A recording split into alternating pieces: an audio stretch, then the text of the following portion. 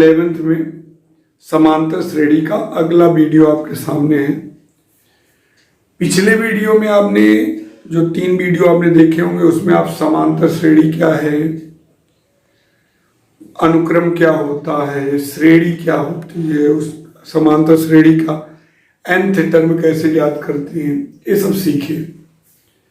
आज आप सीखोगे समांतर श्रेणी के n पदों का योगफल कैसे। जैसे आपने पिछले वीडियो में देखा nवां पद निकालना सिखाया आपको, Tn बराबर a plus n minus 1 into D. कुछ प्रॉपर्टी भी बताए थे कि समांतर श्रेणी में प्रारंभ और अंत से समान दूरी वाले पदों का योगफल अचर होता है। वहां पे मैंने ये भी बताया था कि समांतर श्रेणी के n पदों का योगफल में इसका यूज होगा। तो आज हम जो है सीखेंगे समांतर श्रेणी के n पदों का योगफल करना। मान लीजिए कोई समांतर श्रेणी है, उसका प्रथम पद ये है, सार्वंतर डी है और अंतिम पद यल है। तो क्या होगी समांतर श्रेणी?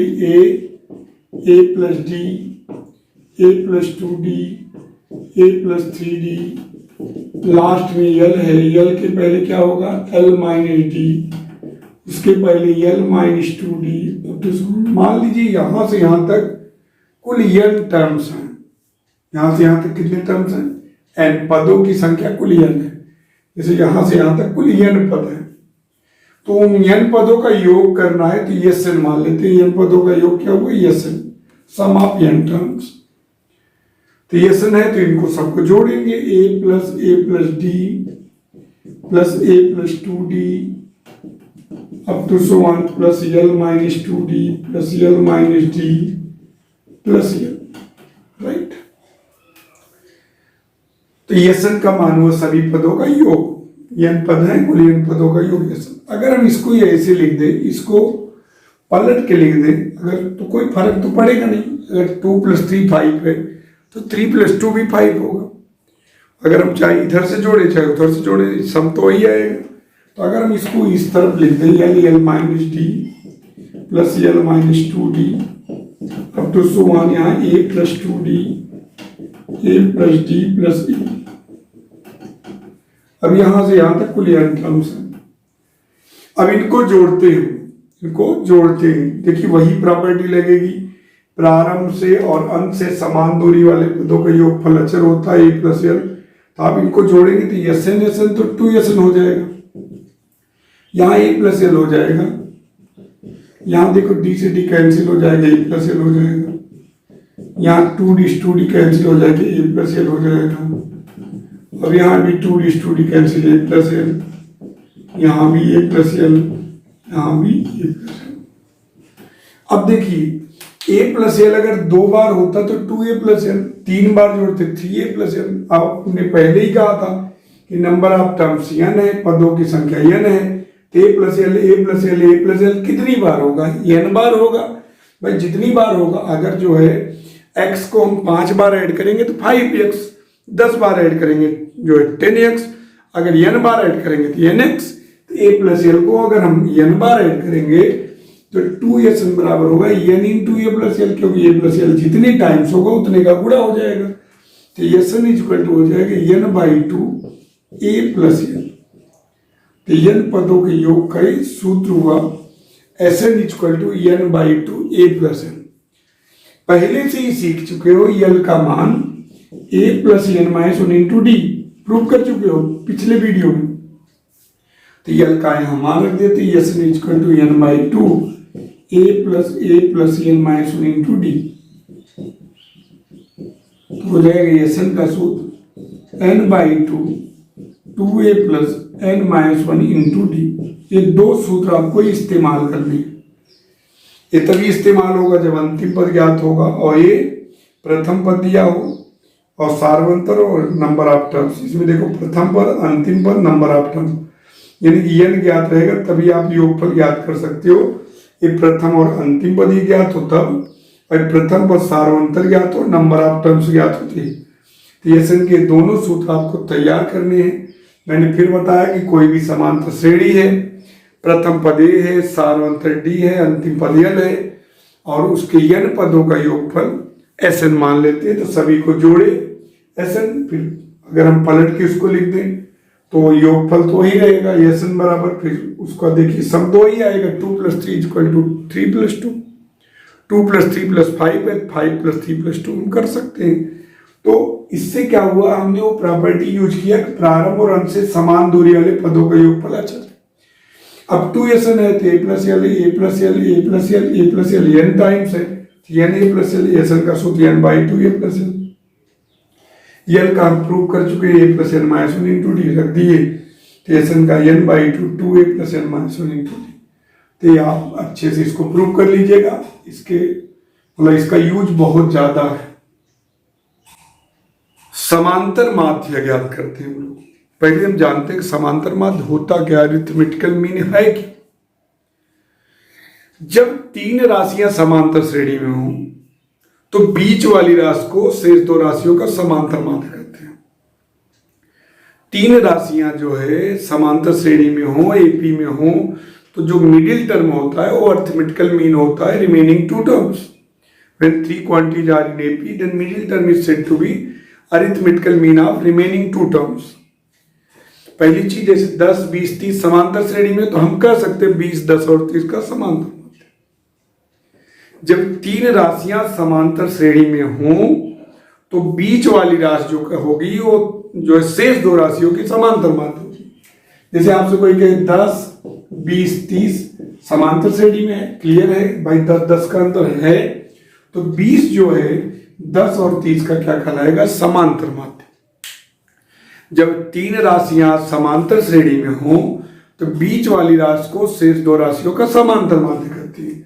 जैसे आपसे कोई कहे 5, 10, 15, 20, 25, अब देखिए 3 को लीजिए, इनका देखिए 10 किसका समांतर माध्य, 5 और 15 का, 15 किसका है, 10 और 20 का, 20 किसका है, 15 और 25 का।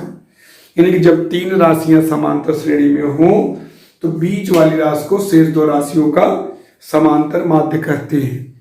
अब हम क्या करेंगे, 2 राशियों का समांतर माध्य ज्ञात करेंगे। मान लीजिए 2 राशियां A और B हैं जिनका समांतर माध्य A है, A और B का समांतर माध्य A है, तो तभी होगा जब A कैपिटल A और B की श्रेणी में हो, समांतर श्रेणी में हो। क्योंकि आप परिभाषा पढ़े, जब 3 राशियां समांतर श्रेणी में हो तो बीच वाली राशि को शेष 2 राशियों का समांतर माध्य करते हैं। जैसे आपसे कोई कहे 2, 4, 6 समांतर श्रेणी में है, तो 4 जो है 2 और 6 का समांतर माध्य है। अब मैं ये बोलूँ 4, 2 और 6 का समांतर माध्य है, तब आप क्या कहोगे, 2, 4, 6 समांतर श्रेणी में होगा, तभी तो 4, 2 और 6 का समांतर माध्य होगा।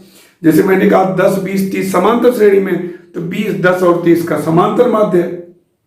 मैं ये बोलूं कि 20, 10 और 30 का समांतर माध्य है, तो इसका मतलब 10, 20, 30 समांतर श्रेणी में होंगे। माना 2 राशियां A और B हैं, स्मॉल a और स्मॉल b, जिनका समांतर माध्य कैपिटल A, समांतर माध्य को कैपिटल A से व्यक्त करते हैं अरिथमेटिकल मीन से।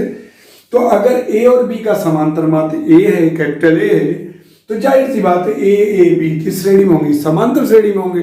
जबकि 3 राशियां समांतर श्रेणी में हो तो बीच वाली राशि शेष 2 राशियों की समांतर माध्य, यहाँ बीच वाली राशि कौन है, A समांतर माध्य है, तो इसका मतलब ये समांतर श्रेणी में होंगे, ये समांतर श्रेणी में होंगे। और समांतर श्रेणी में होंगे तो यानी कि A capital A B are in AP, then middle term A is said to be arithmetical mean of A small a and small b। अगर ये समांतर श्रेणी में है तो क्या होगा, T2 minus T1 बराबर T3 minus T2, तो A minus A बराबर B minus A। हम इसको लिख सकते हैं A plus A बराबर A plus B, 2A बराबर A plus B, A बराबर हो गया A plus B by 2। यानी कि आपको ये पता लग गया कि 2 राशियों का समांतर माध्य उनके योगफल का आधा होता है। जैसे आपसे कोई कहे 10 और 30 का समांतर माध्य, तो 10 धन 30 बटे 2। 5 और 15 का समांतर माध्य 5 धन 15 बटे 2। 15 और 25 का समांतर माध्य 15 धन 25 बटे 2। भाई अगर 2 राशि स्मॉल ए और स्मॉल बी हैं जिनका समांतर माध्य कैपिटल ए है, तो इसका मतलब है कि ए ए बी समांतर श्रेणी में है, समांतर श्रेणी में है, तो T2 माइनस T1 बराबर T3 माइनस T2, तो ए बराबर हो गया A प्लस B बाई 2।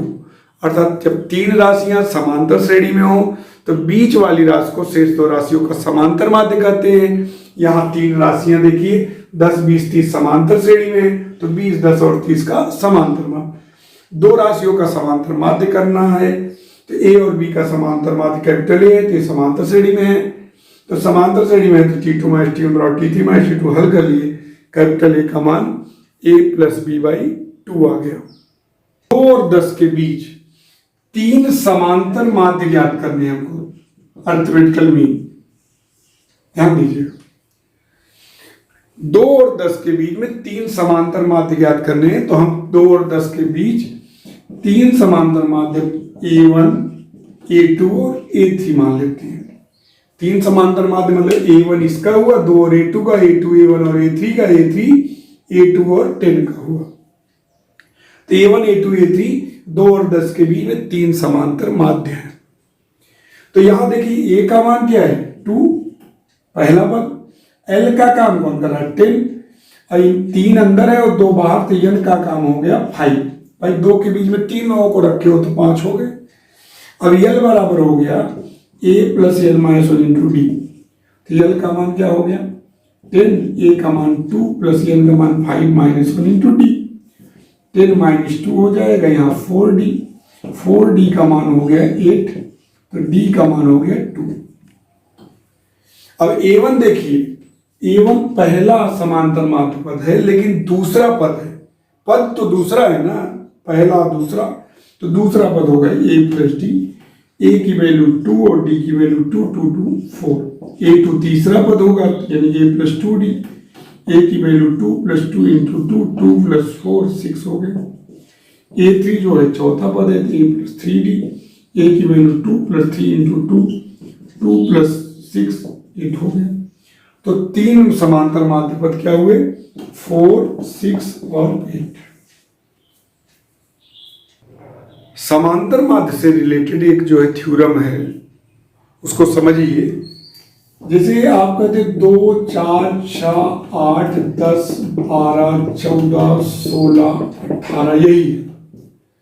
अगर मैं, ध्यान दीजिएगा, दो कोई भी राशियां हों, उनके बीच अगर n समांतर माध्य पद है, तो जो उनका योगफल होगा इन राशियों के समांतर माध्य का n गुना होगा। यानी कि अगर इसमें देखिए 3 और 3, 6 एक साथ हैं, तो इनका योगफल मैं बता सकता हूं क्या होगा। तो 2 और 18 का समांतर माध्य क्या होगा 2 धन 18 बटे 2, 20 बटे 2, 10। कई राशियां अंदर भरी हैं 7, तो 10 सते 70, यानी कि 70 इसका योग होगा। तो चाहे जोड़ लीजिए 16, 14, 30, 12, 42, 10, 52, 8, 60, 66 और 4, 70। यानी कि कभी भी दो राशियों के बीच n समांतर माध्य का योगफल उन राशियों के समांतर माध्य का n गुना होता है।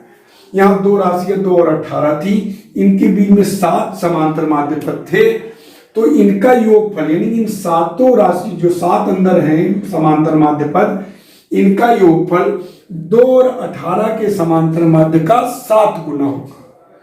तो दो राशियां A और B हैं, उनके बीच n समांतर माध्य पदों का योगफल उन राशियों के समांतर माध्य का n गुना होगा। यही हम लोग डेरिवेशन करने वाले हैं। मान लीजिए दो राशियां A और B हैं, इनके बीच में n समांतर माध्य पद A1, A2, A3, A4, A5 up to AN है।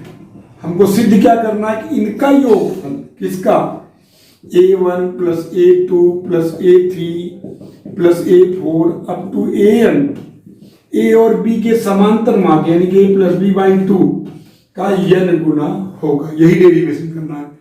दो राशियों के बीच n समांतर माध्य पदों का योगफल उन राशियों A और B के समांतर माध्य का n गुना होगा।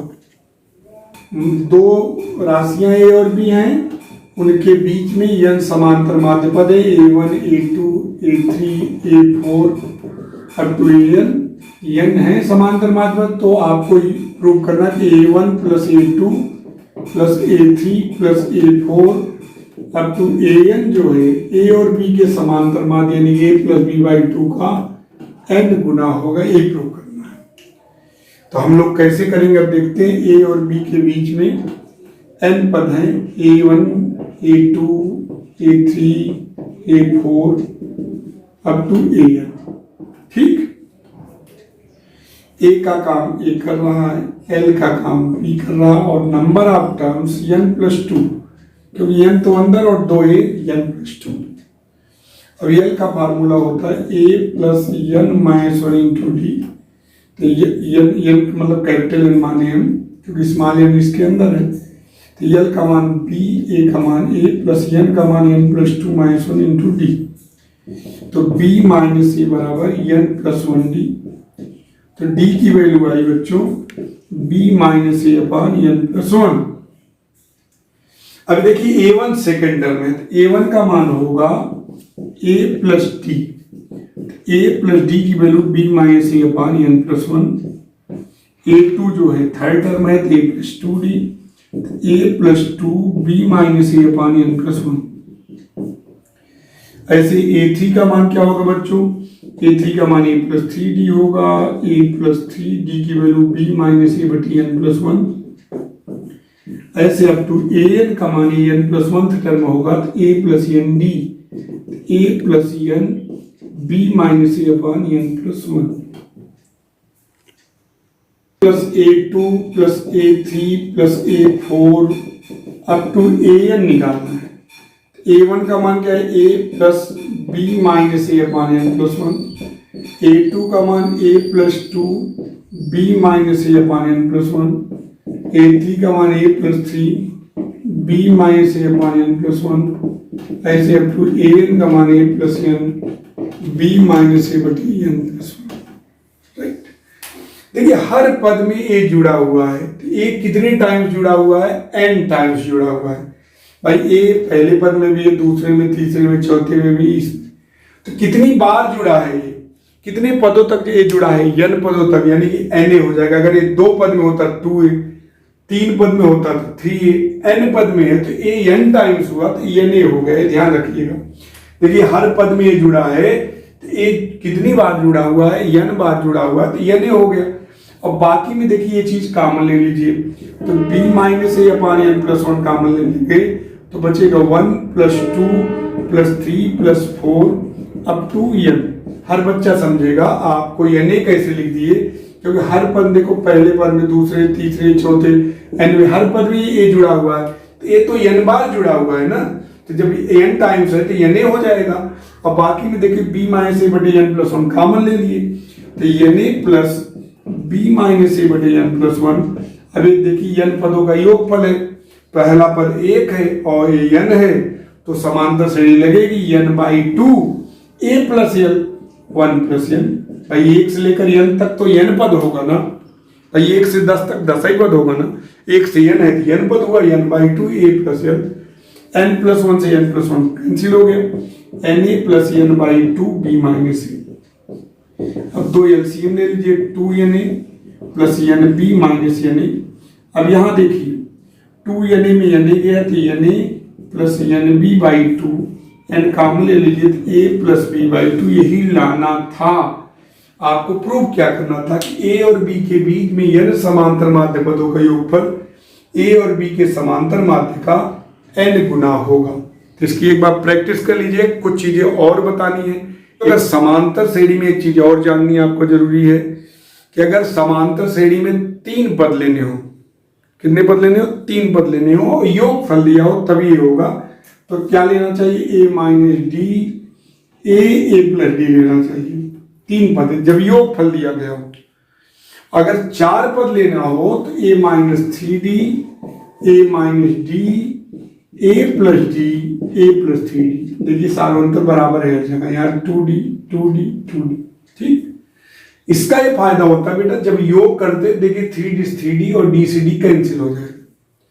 और 5 पद अगर लेना हो, योग दिया हो, तो क्या लेंगे, a minus 2d a minus D a plus D और a प्लस 2d। इसको याद रख के रहिएगा कि समांतर श्रेणी में 3 पद लेना हो तो a minus D a plus D, 4 पद लेना हो तो a minus 3d a minus D a plus D a plus 3d।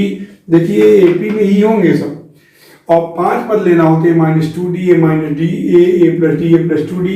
इसको लेने से फायदा होता है कि योग दिया रहता है तो आराम से एक इक्वेशन 2d d से d कट गया, a की वैल्यू मिल जाती है और a का मान दूसरे शर्त में रख देते हैं तो d की भी वैल्यू आसानी से मिल जाती है। सरल करने के लिए बनाया गया है। समांतर श्रेणी में 3 पद लेना है तो क्या लेंगे, a minus D a plus D. 4 पद लेना होते a minus 3d a minus D a plus D a plus 3d। 5 पद लेने होते -2d a minus D a plus D a plus 2d। आज के लिए बस इतना ही। अब अगले वीडियो में और आप पढ़ेंगे समांतर श्रेणी के बारे में।